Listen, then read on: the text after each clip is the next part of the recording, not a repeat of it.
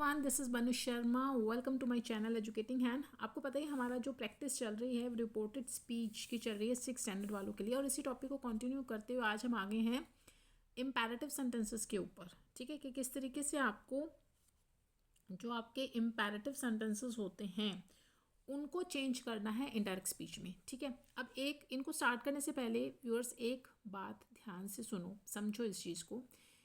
पहला जो क्वेश्चन यहाँ पे अराइज होता है इम्पेरेटिव सेंटेंसेस वाला टॉपिक जब हम स्टार्ट कर रहे हैं कि आपको ये कैसे आइडेंटिफाई करेंगे कि अभी तक तो आपने प्रीवियस वीडियो देखे होंगे, आपने बहुत इजीली चेंज कर लिया होगा डायरेक्ट से इनडायरेक्ट स्पीच में। ठीक है, चाहे वो सिंपल सेंटेंसेस थे या इंटरोगेटिव थे।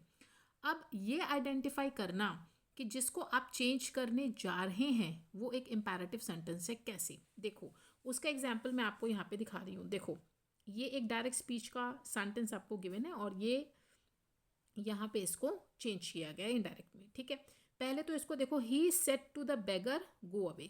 उसने बेगर को बोला, ये आपकी रिपोर्टेड वर्ब है, उसने बेगर को कहा गो अवे, चले जाओ। अब ये जो रिपोर्टेड स्पीच है जो इन्वर्टेड कॉमास में बंद होता है, इसको आप ध्यान से देखो, गो अवे, चले जाओ, जो पहला वर्ड है वो एक वर्ब है गो। ठीक है, यही पहचान है। कैसे? इससे पहले जब आप सिंपल सेंटेंसेस करते थे तो उसमें आपने ध्यान दिया होगा कि आपका जो रिपोर्टेड स्पीच का जो अंदर का पहला वर्ड होता था वो कोई भी प्रोनाउन होता था, जैसे आई, ही, शी, इट, इस तरीके से। ठीक है, या फिर वो कोई हेल्पिंग वर्ब होती थी, विल है, शेल है, डू, डज, डिड है, वॉज, वर होता था, शेल होता था, कुछ भी। ठीक है, होता था ना। तब आप क्या करते थे? तब आप इन इन्वर्टेड कॉमास को हटाने के लिए दैट का यूज़ करते थे। ठीक है, हो गया ये एक बात। सेकंड थिंग ये है, या अगर कोई प्रोनाउन नहीं था तो आपको, या कोई हेल्पिंग वर्ब नहीं थी, तो पहला वर्ड आपको मिलता था क्वेश्चन वर्ड। जब आपने वो इंटेरोगेटिव वाले सेंटेंस किए थे जिनके लास्ट में क्वेश्चन मार्क होता है ना, पहला वर्ड आपको मिलता था क्वेश्चन वर्ड, यानी WH फैमिली का कोई भी वर्ड, जैसे व्हाट मिल गया, हु, व्हेन, ठीक है, वेयर, इस तरह के वर्ड्स मिल गए। तब आप क्या करते थे? इन कॉमास को हटाने के लिए किसी भी दैट का यूज़ नहीं करते थे, इफ़ का यूज़ नहीं करते थे। आप सिर्फ वो जो क्वेश्चन वर्ड होता था, जैसे आपको व्हाट गिवन है तो आप व्हाट का व्हाट ही लिख देते थे, आपको दैट या इफ लगाने की ज़रूरत नहीं होती थी। अब तक आप ऐसा करते आए हैं। ठीक है, चलिए जी, ये तो थी एक बात। अब आज हम डिस्कस कर रहे हैं इम्पेरेटिव सेंटेंस को। अब आप देखो कि गो एक वर्ब है, यहाँ पे जो पहला वर्ड आपको गिवन है दैट इज अ वर्ब। ये कोई हेल्पिंग वर्ब नहीं है, यहाँ पे ये कोई प्रोनाउन नहीं है, ये कोई क्वेश्चन वर्ड नहीं है, ये एक मेन वर्ब है गो। तो यही पहचान है इम्पेरेटिव सेंटेंसेस को देखने की, समझने की, कि जैसे ही आप देखें रिपोर्टेड स्पीच का जो अंदर वाला वर्ड अगर वर्ब है, आप समझ जाइए कि ये कंपैरेटिव सेंटेंस, और वो अलग भी होगा, वो थोड़ा डिफरेंट भी होगा। देखो, गो अवे, चले जाओ, आपने अब तक के पहले जितने सेंटेंसेस करे हैं वो इस तरीके के नहीं थे, है ना। तो उसको एक आदेश दिया जा रहा है कि उसने भिखारी को बोला जाओ यहाँ से, जैसे हम बोलते हैं अरे जाओ, गो अवे, दूर झाटो, चलो। ठीक है, तो ये क्या हो सकता है, यानी अगर अंदर वाले सेंटेंसेस हैं तो उनको पढ़ के आपको क्या क्या मिलेगा, आप उसको समझेंगे कि क्या बोला जा रहा है। जिसमें एक ऑर्डर दिया, हटाए, हटो यहाँ से, दूर हटो, तो आपको उसके अकॉर्डिंग, यानी इस सेंटेंस को पढ़ें, देखें कि क्या वो बोल रहा है, उसके अकॉर्डिंग फिर आपने यहाँ पे रिपोर्टेड वर्ब का जो ये सेट टू है उसको चेंज करना है। टेल में, ऑर्डर में, अगर अंदर ऑर्डर दिया है तो ऑर्डर्ड कर देना, सिंपल है, अब कुछ भी नहीं लग रहा तो टोल्ड कर दो। अगर कमांड दी गई है कमांडेड, ठीक है, V2 में लिखेंगे सेकंड फॉर्म में। ठीक है, कुछ भी समझ नहीं आ रहा, कुछ बोला है, आस्क्ड कर दो। बेग करा है, कुछ मांगा गया, बेग्ड कर दो। अर्ज, अगेन अर्ज्ड कर दो। रिमाइंड कराया गया है, रिमाइंडेड कर दो। वॉर्न किया गया, वॉर्नड कर देना।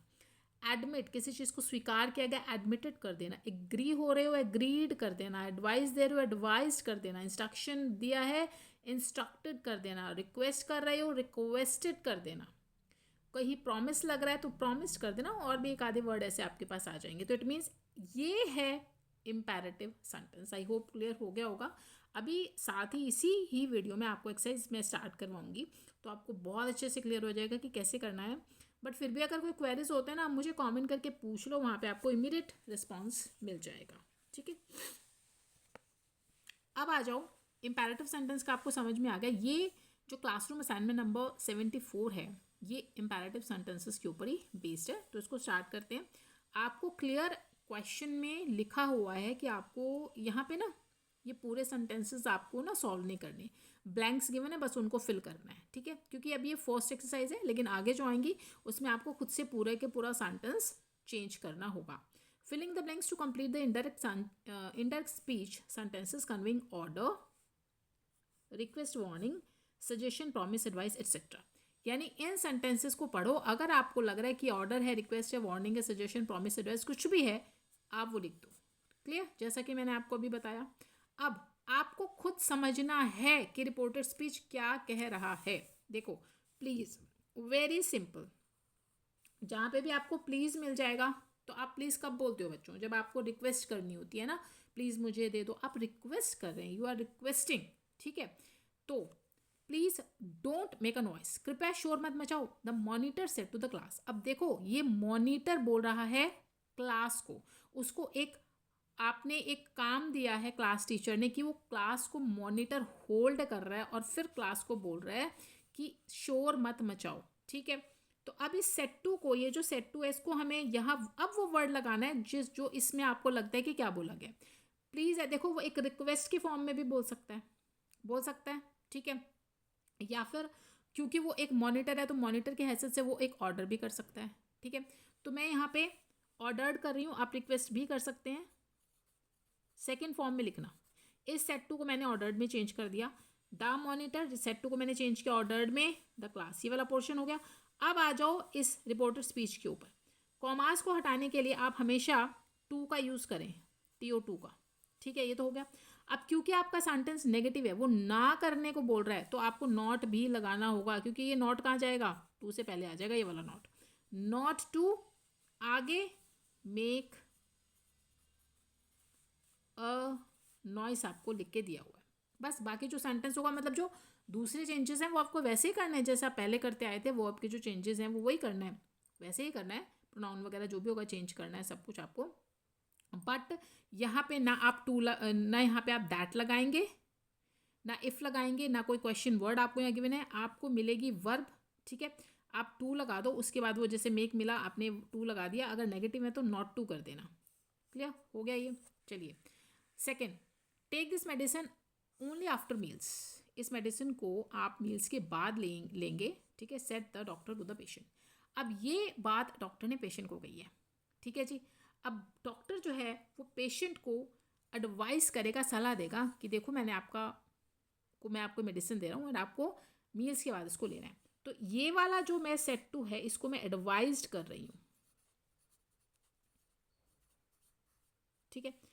Doctor advise a patient. अब आ जाओ इधर, मैंने बोला है टू तो आपको लगाना ही है, ठीक है। आगे टू टेक, वो वर्ब आपकी ऐसे ही रहेगी जो आपको गिवन है, फर्स्ट वर्ब है ना, देखो टेक। उसके बाद दिस को आप किस में चेंज करते हैं? दैट में कर दिया। Medicine only after meals as it is, कोई भी चेंज अप नहीं करेंगे। Very simple. Now come to third one. The notice said, notice में लिखा गया है don't walk on the grass, grass पर मत चलिए। अब देखिए नोटिस में आपको ऐसी इंस्ट्रक्शन दी गई है कि घास पर चलने से मना किया गया। तो यहाँ पे ये एक ऑर्डर भी हो सकता है, ठीक है, विजिटर्स के लिए। ये एक वार्निंग भी हो सकती है, ठीक है। तो आप बच्चों यहाँ पे ऑर्डर लिख दें, वार्निंग लिख दें, ठीक, कुछ भी लिख सकते हैं। मैं यहाँ पे ऑर्डर लिख रही हूँ, ठीक है। आप वार्निंग भी लिख सकते हैं। The notice order the visitors, notice ने विजिटर्स को ऑर्डर दिया। अब डोंट है तो नॉट तो आपको लगाना ही पड़ेगा, वो काम जो नहीं करना है। नॉट टू वॉक आपको गिवन है, एज इट इज लिख दो। ऑन द ग्रास भी दिया हुआ है। ये कंप्लीट हो गया। क्लियर? ना fourth, troops keep marching ahead, said the major. Major ने बोला ट्रूप्स को कि आगे बढ़ते रहिए, आगे मार्च करते रहिए। तो अगेन यहाँ पे मैं इसको ऑर्डर ही मान के चल रहे हैं कि जो मेजर है वो अपने ट्रूप को ऑर्डर करा है, तो इस सेट की जगह मैंने लगा दिया ऑर्डर्ड, ठीक है। The major order the troops to keep marching ahead, आपको गिवन है। हो गया complete. Now fifth, listen carefully said the teacher to the students. Teacher ने स्टूडेंट्स को बोला ध्यान से सुनिए, ठीक है। अगेन यहाँ पे आप इसको एक एडवाइस कह सकते हैं कि टीचर सलाह दे रहा है बच्चों को सुनने की, ध्यान से सुनने की। ये टीचर एक ऑर्डर भी दे सकता है, तो मैं यहाँ पे ऑर्डर कर रही हूँ। अगेन सेट टू को मैंने ऑर्डर्ड में चेंज किया। The teacher order the students to तो आपको लगाना है, मैंने बता दिया। लिसन आपकी वर्ब यहाँ है, उसको एज इट इज लिख दो, और केयरफुली आपको इन्होंने खुद से दिया हुआ है। हो गया कंप्लीट, क्लियर। देखिए कोई भी आपको क्वेरीज आ रही हैं अभी, आप ध्यान से, अब मुझे नहीं लगता कि अगर आपको कोई भी कन्फ्यूज़न अभी आ रही होगी, लेकिन फिर भी अगर आपको कुछ भी डाउट रहता है तो आप मुझे कमेंट करके पूछ लो, आपको वहाँ पे मैं रिप्लाई कर दूँगी, क्लियर। एंड कितना यूज़फुल है वीडियोज़ आपके लिए, मेरा स्टाइल ऑफ टीचिंग आपको कैसा लगता है, प्लीज़ कमेंट करके मुझे ज़रूर बताया करो, ठीक है। Now 6th one, the principal said stop talking everyone. अब प्रिंसिपल ने बोला है कि कोई भी बोलेगा नहीं, यानी चुप रहने को, सबको वो चुप रहने को बोल रहे हैं। तो अगेन क्योंकि प्रिंसिपल हैं तो मैं यहाँ पे सेड के लिए ऑर्डर लगा रही हूँ, ऑर्डर दे रहे हैं चुप रहने का। The principal ordered everyone to, आपको खुद से लगाना है, एंड स्टॉप टॉकिंग, ये आपको गिवन है, टू स्टॉप टॉकिंग।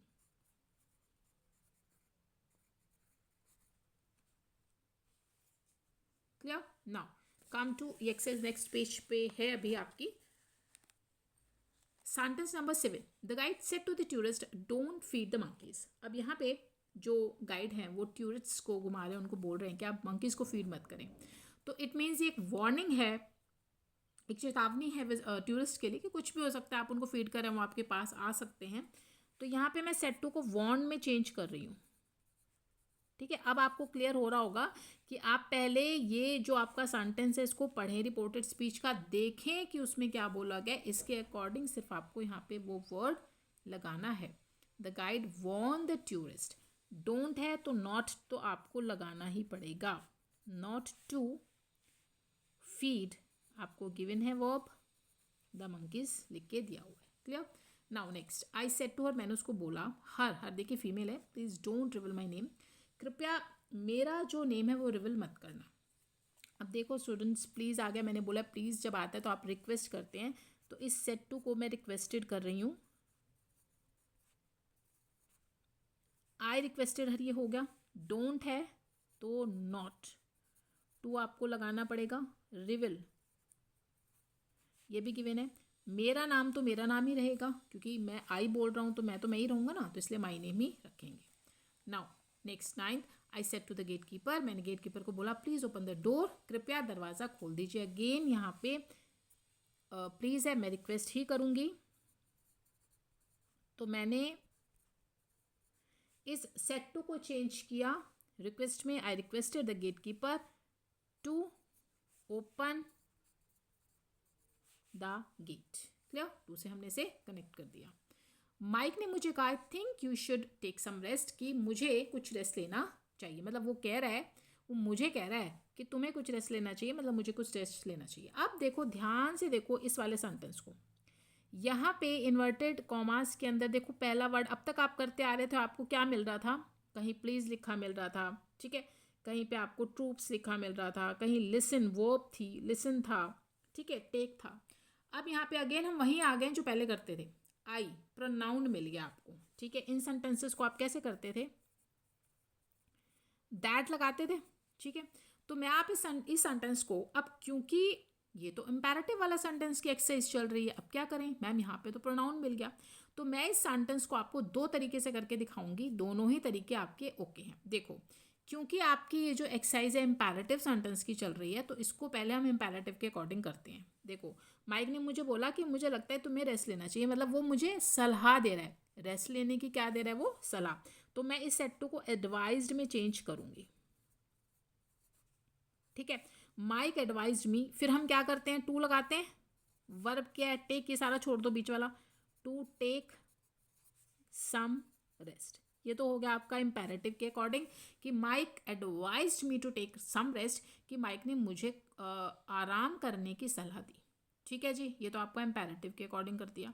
अब क्योंकि आई प्रोनाउन है, अगर मैं इसको एक सिंपल सेंटेंस के हिसाब से करूँ कि मैम ये तो प्रोनाउन आ गया, आप कंफ्यूज मत होना, फिर आप क्या करोगे, इसको उसके अकॉर्डिंग करो। देखो सिंपल सेंटेंस है, सेड टू के आगे प्रोनाउन आपको ये मी गिवन है तो आपको सेड टू को टोल्ड में चेंज करना होगा। मैं यहीं पे लिख के दे रही हूँ, माइक सेड टू को मैंने टोल्ड किया चेंज में, माइक टोल्ड मी, माइक ने मुझे कहा। इन्वर्टेड कॉमास को हटाने के लिए आप क्या लगाते थे, दैट। दैट मुझे लगता है, ये आई कौन है, माइक कह रहा है, माइक यानी वो। अब आपको इसको ही में चेंज करना पड़ेगा, ही। थिंक फर्स्ट फॉर्म को आप चेंज करो सेकंड में, है ना। ही थॉट, ठीक है, ही थॉट उसने सोचा। तुम्हें लेना चाहिए मतलब मुझे, इस यू को चेंज करी मैं आई में, आई। शुड ऐसे ही रहेगा, शुड टेक भी यूं ही रहेगा, सम रेस्ट।